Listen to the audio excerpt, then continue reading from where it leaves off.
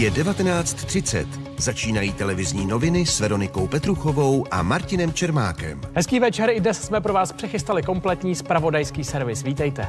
Poslední prázdninový víkend patří podle statistik na silnicích každoročně k těm vůbec nejrizikovějším v roce. Čína hostí jednu z největších diplomatických událostí roku. Na bezpečnostní summit se sjelo 20 světových lídrů. Úřady ve Španělsku zavírají pláže kvůli invazi modrých draků.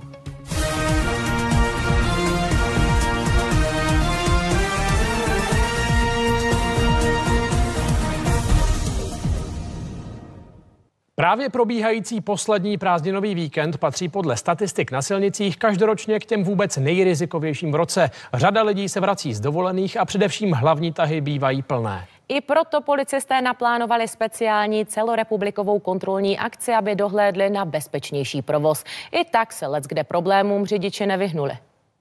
Tohle je podvečerní pražský okruh. Směrem k letišti na něm nejspíš kvůli poruše vzplál autobus. Jeho řidič skončil v péči lékařů. Zbylých 20 pasažérů, mladých sportovců, naštěstí včas stihlo před plameny utéct.